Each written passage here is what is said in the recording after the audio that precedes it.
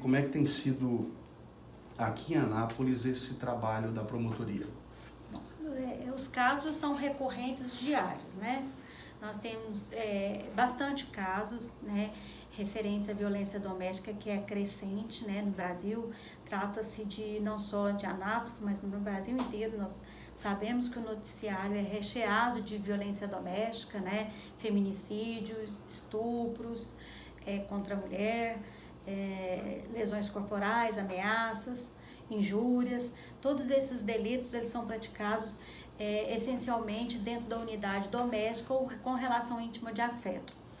O que o Ministério Público tem feito, além da questão processual, é trazer à baila a necessidade de tratar muito mais além do que o processo, que é tratar sobre diagnóstico, definir diagnósticos estatísticos para a questão de políticas públicas, porque somente o tratamento das políticas públicas vai trazer com que resultados com relação à diminuição da violência doméstica, né? Por exemplo, na promotoria de justiça, a partir da medida em que a vítima vai até a delegacia, ela pede medidas protetivas.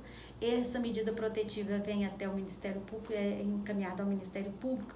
Nós manifestamos na medida protetiva, já marcamos o atendimento individualizado dessa mulher para mapear as questões não só dela, mas de todo o núcleo familiar. Se ela saiu, se ela ainda está com o agressor, se ela necessita de inclusão do filho na creche, para capacitação para trabalho imediato, encaminhamento para o SESC, SENAI e SENAT, para um curso profissionalizante, ou então, se ela não deseja o curso profissionalizante, a gente faz a intermediação com nossos parceiros, né?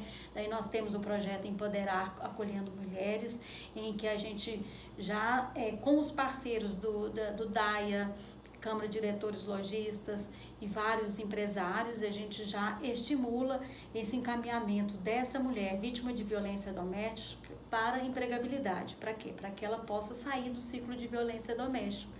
Não é simples, porque se essa mulher não for acolhida logo de início, ela regressa ao lar com o agressor por falta de condições financeiras, emocionais. Então, nós encaminhamos essa mulher para a empregabilidade, verificamos a necessidade de inclusão do filho na creche, verificamos já de imediato o acompanhamento psicológico pelo Centro de Referência da Mulher, o CRAM, e aí dentro do CRAM agora tem atendimento jurídico gratuito para que ela possa pedir de imediato a prestação de alimentos, né, para que ela possa haver separação, o divórcio, partilha de bens. Então ela tem, aquela mulher que está em estado de vulnerabilidade econômica, ela tem um atendimento gratuito, não só o psicológico como o jurídico.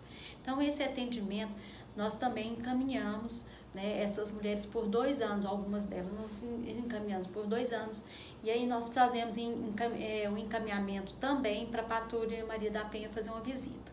Então a Patrulha Maria da Penha realiza essa visita, se ela ainda está com o agressor, ou se ainda ocorre algum ato, né, violento, né, se for já pode até já encaminhar para a delegacia para registro de ocorrência.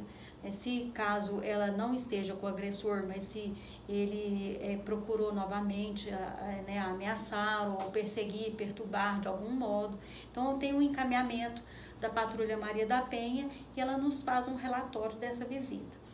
Também nós fazemos também reuniões bimestrais ou trimestrais, de acordo com a situação, para verificar também de acordo com a criança que é vítima de violência doméstica dentro de casa. Encaminhamos para o Conselho Tutelar, encaminhamos ao juizado da criança e do adolescente, faça essa interface também com CREAS, com CRAS, né, com os outros órgãos da rede, para acolher todo o núcleo familiar.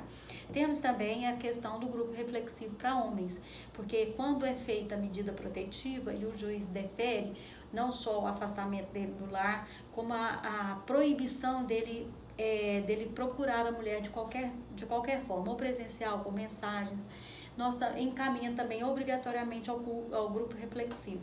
Ou seja, o agressor, ele obrigatoriamente ele tem que frequentar essas palestras, que é uma vez por semana, né, em torno de 2 horas, feito pela faculdade Anhanguera e a faculdade Raízes. Então, esse grupo reflexivo, ele faz turmas de 20, 30 pessoas, e nessa turma faz palestras, acompanhamentos, e isso faz com que o agressor, ele precisa fazer uma reflexão das atitudes, né? Mesmo que ele não volte com aquela mulher, ele vai iniciar novos relacionamentos. Então, ele passa a descobrir que muitas vezes ele veio de um lar agressivo. Então, a violência perpetua. E isso é necessário para mudança de comportamento, tanto do lado da mulher, que é acompanhada para o centro de referência da mulher para acompanhamento psicológico, quanto ao homem no grupo reflexivo. E isso nos mostra que é o lado preventivo, que a gente busca antes do processo continuar. E isso tem dado muito efeito, que nós temos abraçado essas mulheres. Nós temos um telefone funcional, que ele também é ligado 24 horas. Caso essa mulher ela tenha alguma necessidade emergente, chamou a polícia e não veio, ela manda mensagem pra gente, a gente encaminha contato direto com a Patrulha Maria da Penha. E isso tem demonstrado à mulher mais confiança, porque muitas vezes se tem a ideia, né, de que não está sendo feito nada para mudar essa violência. Se há, por um lado, muitas notícias, é porque as mulheres estão sendo encorajadas a denunciarem. Então, tem uma dialética entre o crime está aumentando ou elas que estão denunciando mais, estão sentindo mais encorajadas para dizer, olha, eu estou há anos, algumas delas falam que sempre sofreram violência, né, e nunca tiveram coragem de denunciar. 20, 30 anos de casamento sofrendo violência psicológica, algumas violência física. Então, isso é importante, porque à medida de que nós falamos mais sobre a violência, orientamos mais, divulgando mais, a mídia colocando mais, por um lado, orienta melhor a mulher, ela toma consciência daquilo que ela tem direito, né? E então, ela tomando consciência de que ela tem direito, ela procura mais os órgãos, né, governamentais, as instituições, para tomarem providência. Como é que tem sido a relação com o poder público, né? Com a prefeitura, com o CRAS? O que tem sido feito nessa parceria Ministério Público e o Poder Público Municipal? Então, nós temos uma rede em Anápolis muito engajada. Assim como nós temos a rede de proteção da criança e adolescente, nós temos a rede da mulher. Então, nós fazemos todos, inclusive nós temos um grupo de WhatsApp que chama Grupo Rede de Proteção da Mulher, e todas né,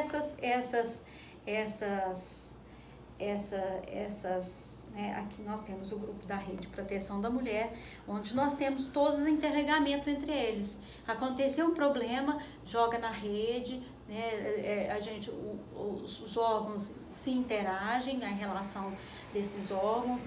Também serve esse grupo de WhatsApp para interligar acompanhamento de palestras, webinars, que são feitos, inclusive nós fizemos antes de ontem, o webinar internacional do direito da mulher, né, contra a violência doméstica. Nós estamos no mês de maio, então tem artigos, jurisprudências, decisões judiciais, tudo se joga nesse grupo.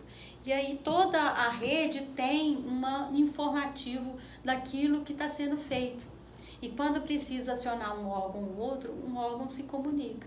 E quando nós temos reuniões mensais ou bimestrais, nós falamos muito das dificuldades, né? Onde precisamos atuar mais, onde que nós precisamos interagir, né? Onde estão os gargalos, então facilita a comunicação, deixa de ser burocrática para tornar fácil, rápido e acessível à mulher.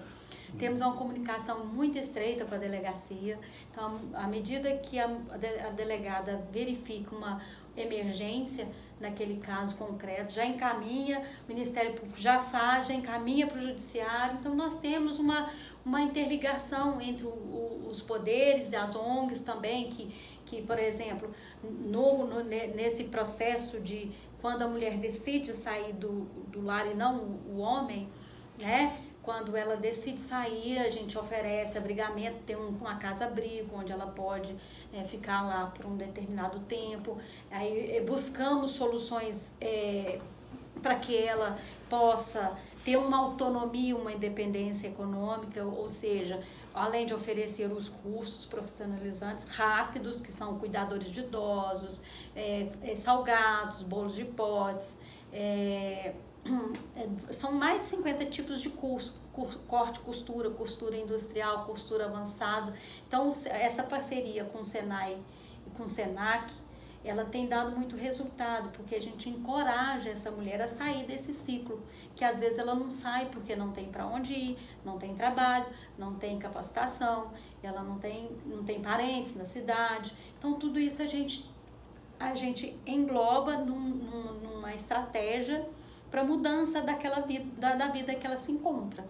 E aí, temos também buscado fazer a questão do aluguel social, né, que é uma questão, um projeto de lei que já foi encaminhado, que tem em Goiânia, já foi encaminhado para a Câmara Municipal de Anápolis, para verificar essa questão do aluguel social para a mulher vítima de violência doméstica. Então, ela tem mais mas se ela não quer ficar no abrigo, ela tem mais um plus para que ela possa sair imediato daquela situação, né? Então, nós giramos em torno do núcleo familiar para aquele ciclo se cesse de imediato.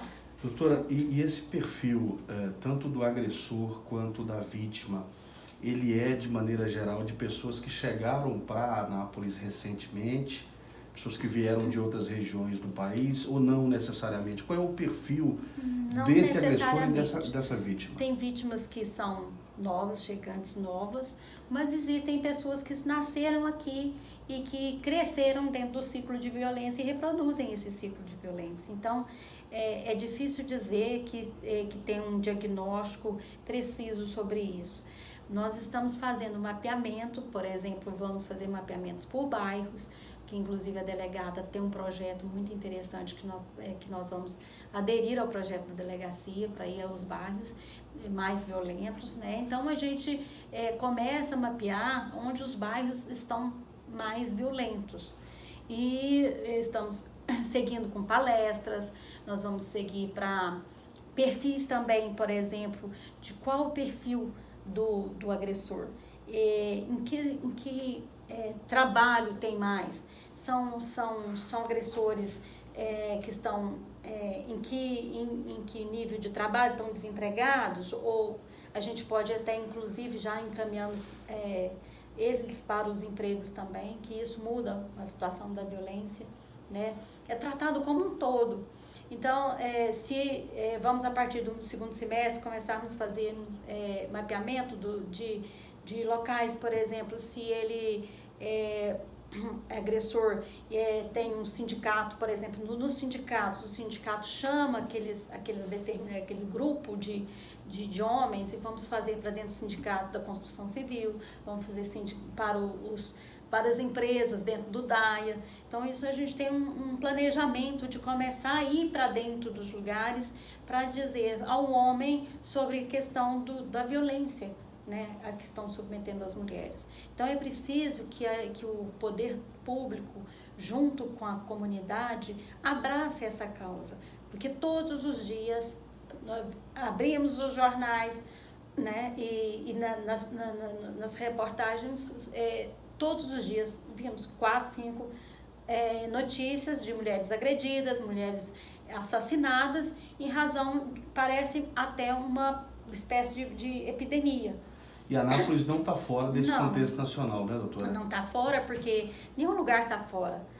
Né? Então, eu acho que precisa haver, a nível nacional, né, uma mobilização em termos de políticas públicas eficientes para que possa, de um lado, resguardar a integridade física, moral e psicológica da vítima e também determinar políticas públicas para que haja um abraçamento não só da família, da vítima, mas também das crianças, né, e do agressor também. Né? Eu acho que a gente tem que tratar como um todo. A família toda acaba sendo agredida e tem consequências. E a violência, ela se reproduz. né? Aquele menino que viu o pai, tem até uma propaganda sobre isso, que viu o pai bater na mãe, né? Ele pode reproduzir isso, né? Ele pode reproduzir isso. Ele foi criado num lar desestruturado e ele reproduz a violência. Será um adulto agressor. Agressor. Tem uma tendência. Tem uma tendência, não vamos dizer que sempre, certeiramente, mas tem uma tendência a ser um agressor, né? E isso precisa parar, porque senão o filho dele vai ser, o filho do filho vai ser, e aí nós temos uma cadeia de alimentação dessa violência, né? Então precisamos dizer a que viemos. Essa parte, uma das melhorias que houve dentro desse sentido é a digitalização dos processos, porque os processos não eram físicos, existiam muitos processos antigos, e agora, como o processo eletrônico, ele é mais rápido, transcorre mais rápido, né? E isso faz com que o agressor, né, tenha punição mais rápida, né? Por exemplo, quando chega, eu adotei uma outra medida, que quando chega o auto de prisão em flagrante, né, já tem elementos dentro dos autos, eu não aguardo a conclusão de inquérito policial, eu já faço a denúncia, já falo sobre a prisão dele, se necessário, a conversão da prisão em flagrante em preventiva, já peço as medidas protetivas e já faço a denúncia. Só aí já evitou 4 vezes que o processo voltasse até a promotoria. Umas 4 medidas numa só.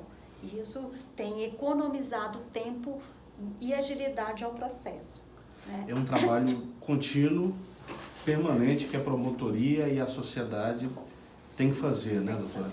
O que a gente precisa muito é ter a sensação de que não é que as mulheres estão sendo mais agredidas, eu acho que elas estão sendo mais encorajadas. Talvez essa como diz, a poeira estava debaixo do tapete e agora está sendo varrida. E isso tem dado resultados, né, efetivos. Muitas delas voltam. Não conseguimos, muitas pedem revogação da medida protetiva, por quê? Porque a agressão tem um ciclo. Normalmente já é estudado, inclusive existe o Formulário Nacional de Risco, que o agressor ele tende a ter aquela fase de lua de mel, ele agride, depois ele pede perdão, às vezes ele manda flores, compra bombons, ou chora na frente da mulher, pede perdão, fala que vai melhorar, e ela, com aquele amor que ela sente, ela perdoa, retira a medida protetiva. À medida que ela retira a medida protetiva, volta às vezes toda a agressão, se não for tratado na raiz. Então ele volta, ela retira a medida protetiva, volta para o lar com o agressor, ou o agressor entra de volta para casa, e às vezes a situação perdura e às vezes até piora, porque como ele perdoou e retirou a medida, ela fica sem proteção. E muitas vezes a gente fala, primeiro tem que tratar a causa da violência. Às vezes a violência vem junto porque vem lares desestruturados, vem consumo excessivo de bebida alcoólica, vem consumo de droga. E aí se ela volta e o agressor não tratou o uso abusivo do álcool ou das drogas, a violência vai continuar mais do que era antes. Então é preciso tratar a violência, né, a causa da violência, né, e daí traçar diretrizes. Nós temos poucos programas governamentais que realmente assim abracem a causa. Com essa chamativa apelativa da gente, dos órgãos públicos, da imprensa, está melhorando muito, porque mais pessoas estão indo à busca, mais pessoas estão exigindo isso. Por exemplo, quando é uma pessoa famosa que sofre violência doméstica, dá mais repercussão ao caso, e aí a mídia também demonstra mais aquilo. E às vezes essas mulheres, elas vão à luta por melhorias. E isso vai demonstrando todos os dias que a cada dia nós estamos avançando mais. Mas precisamos de mais acolhimentos, né? Então, por exemplo, nós temos um juizado da violência doméstica em Anápolis. Goiânia tem 8. No interior não tem nenhum, né? No interior é vara única. Então isso vai dificultar mais, por exemplo, um processo numa cidade de menor porte, a agilidade no processo de violência doméstica, porque aí um juiz só, um promotor só para ouvir, para fazer todas as demandas, né? A demanda de criminal, civil, família, sucessões, júri, todos esses. Então diminui a rapidez com que, quando é um juizado da violência doméstica, é mais rápido. Então isso precisa ter mais. Por exemplo, delegacias da mulher. No estado eu creio que tem poucas, né? Em Goiânia tem, Anápolis tem, eu não sei, mas acho que Catalão, alguma outra cidade maior deve ter, mas pouquíssimas delegacias de polícias especializadas, né? Nós temos poucas. E além dessa questão de delegacias especializadas, é a capacitação do profissional que atende essa mulher. Porque a primeira porta de entrada da mulher é na delegacia. E a partir do atendimento dela na delegacia vai demandar muito o que ela vai fazer. Porque muitas vezes ela é desencorajada a tomar atitudes frente ao agressor. Às vezes ela é desacreditada, é julgada no primeiro momento e ela não volta mais. Aí ela fica sofrendo agressão. Então é preciso ter uma capacitação profissional, né, do profissional que trabalha na ponta, não só na delegacia, mas de promotores, juízes, advogados, né, de todos os atores que lidam nessa causa. Precisa ter perfil, um olhar diferenciado para essa causa, né? Não se pode, por exemplo, ter no juizado da violência doméstica um promotor que seja machista, ou um juiz que entende que né, machista, ou uma mulher machista também que existe. Então a gente precisa capacitar esses profissionais para ter um olhar diferenciado. Muitas vezes até o advogado em audiência, ele quer reverter, né, o papel, a vítima que passa a ser julgada, o comportamento dela, por que ela não denunciou, por que ela tá vestindo daquela forma, por que ela saiu à noite, por que ela não... Então, muitas vezes é aquela situação em que se julga a mulher e não o agressor. Então, nós precisamos ter precisamos ter um investimento nessa área. Nós precisamos ter mais juizado de violência doméstica, nós precisamos ter mais delegacias nesta causa, né? Mais delegados, mais escrivães para dar agilidade nas demandas. Muitas vezes recebemos inquéritos aqui de processos de 2017, 18, 19 que já prescreveram. Isso é falta de investimento do Estado em segurança pública. Então tudo isso mostra que, embora tenhamos uma política pública que está avançando, ainda estamos muito aquém para resguardar o direito dessa mulher. Nós não temos um policial para cada mulher agredida. Então nós temos um mecanismo da medida protetiva, mas precisamos que essa mulher também faça parte dela, vá até a delegacia, denuncie, procure,